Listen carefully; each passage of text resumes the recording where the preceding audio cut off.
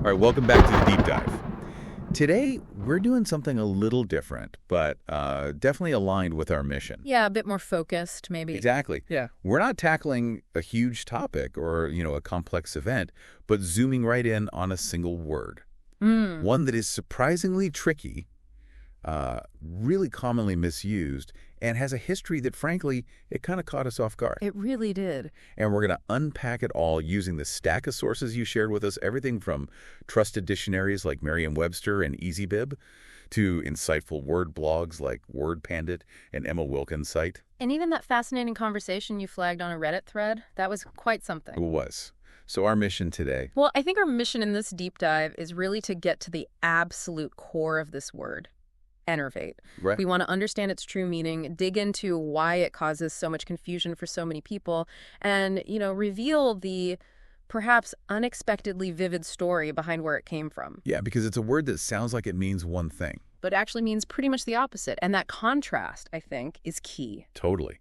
And knowing the true meaning of this word is like having a secret key, almost. It unlocks richer understanding when you encounter it. And helps you avoid tripping over a really common language pitfall. Definitely. So let's get into it and maybe provide that brief audio overview of what ENERVATE actually means right up front, because that seems like the fundamental nugget from, all your sources. Good idea. Lay the groundwork. So where did this specific deep dive begin? Well, like you mentioned, it started with a really interesting example right there in the sources you provided, that Reddit thread. Ah, yes. The tattoo question. Exactly. Someone posted asking about the phrase "enervative love" for a potential tattoo. And that simple question immediately opened a can of worms in the comments, didn't it? It really did.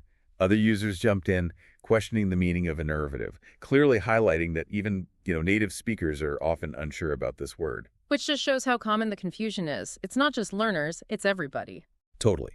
Because if you go straight to the definition, pulling from dictionaries like Merriam-Webster, EasyBib, and others like WordPandit, Emma Wilkins, and Membean, well, you find something that might surprise you.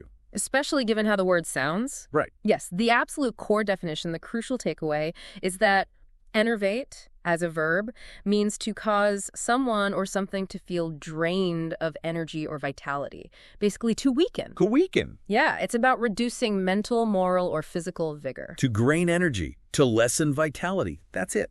Fundamentally weakening. The opposite of what many might assume. And enervative, while, it's pretty rare in everyday use, it is indeed an adjective form derived from this verb. That came up in the Reddit comments, too. Right. And it means something that is very tiring, exhausting, or, tends to weaken. So back to the Reddit post. Enervative love, in its accurate sense, would mean... It would describe a relationship that is draining you, weakening you, taking your energy away. Not exactly a typical tattoo sentiment, maybe. Wow. Okay. For a tattoo.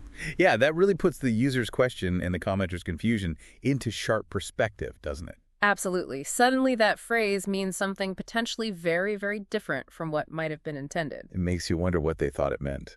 Probably something like energizing or invigorating love, which is the common mix-up. Right. And when you look at the synonyms, the sources list words like exhaust, weaken, debilitate, drain, fatigue, devitalize. They all strongly reinforce this idea of losing strength, becoming less vigorous, or just being worn down. There's no ambiguity there.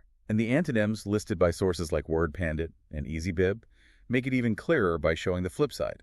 Strengthen, invigorate, energize, empower. Exactly. These are the actions that are the exact opposite of enervating. Helps to frame it. The sources also mention it can function as both a verb and an adjective. Yeah, mostly as a verb, the action of weakening something or someone. Less commonly as an adjective, describing something that causes this weakening or someone who is in that weakened state. Lacking vigor. Right, but the verb usage is definitely more common. And the examples found across the sources really, drive the definition home.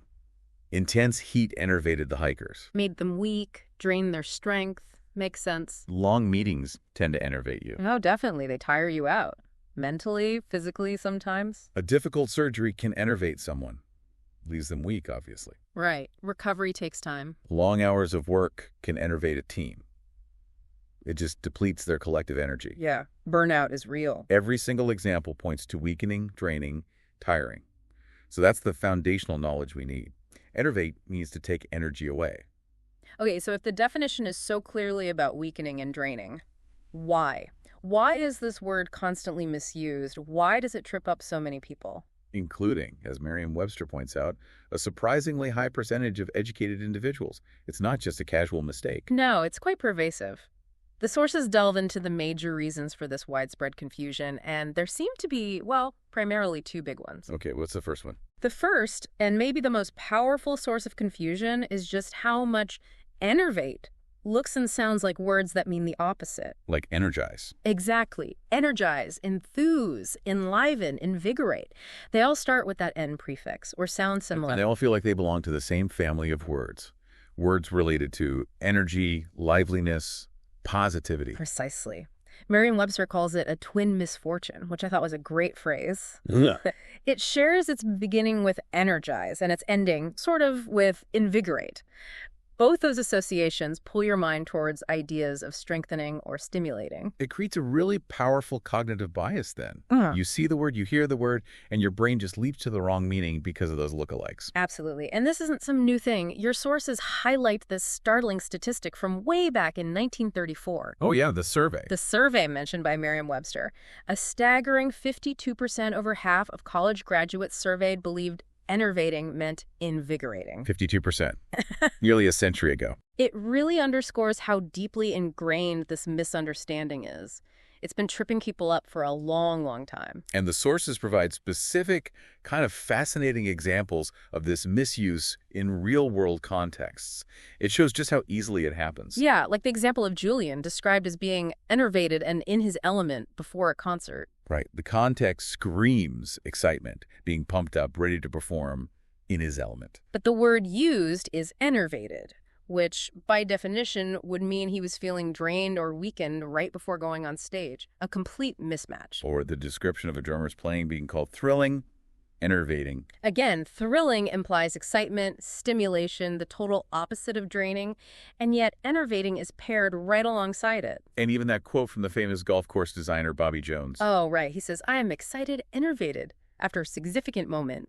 He clearly meant he was excited and, energized or invigorated. But the word that came out, the word he used was enervated, weakened. These examples, pulled straight from your sources, they just perfectly illustrate the problem. People feel a sense of excitement or invigoration. They reach for a word that sounds like it should fit that feeling because it sounds like energize. And they land on enervated, accidentally communicating the exact opposite of what they mean. It just highlights the sheer strength of that misleading resemblance. It's powerful. It really is. It's why that little limerick Merriam-Webster included is actually pretty helpful. The deflated one. Yeah. This word enervated is close to deflated. If you're enervated, you're not inflated with energy. You're deflated, weakened. It's a good hook. Simple, but effective. Okay, so that's confusion number one. Looks like energize. What's the second big reason? The second major source of confusion, also highlighted across the sources, is the word innervate. Ah, yes, the sound alike. Exactly. Not only does it sound very similar to enervate, but they actually share a common Latin root. Which just adds another layer of linguistic entanglement, makes it even trickier. So for anyone listening who might not be familiar, what does innervate actually mean? And how does it relate, or maybe more importantly not relate, to enervate? Right, so innervate is a term you hear most commonly in biology and medicine. It means to supply nerves to a part of the body. Supplying nerves. Okay. Yeah, think about how a muscle needs to be innervated by nerves to receive signals from the brain so it can contract, so it can function. Ah, okay. So in a sense, innervate does relate to activation or stimulation. But in a very specific physiological way. It's about supplying the nervous pathways, the connections needed for function. Got it. And exactly, as Word Panic clearly explains, this is the critical distinction. Enervate takes energy away. It drains or weakens. Innervate provides activation or stimulation specifically through the nervous system. So if your muscles are well innervated, They're ready for action, connected properly. but if you feel innervated after a workout, Your energy has been drained, you're tired, weakened. okay, that makes the confusion totally understandable.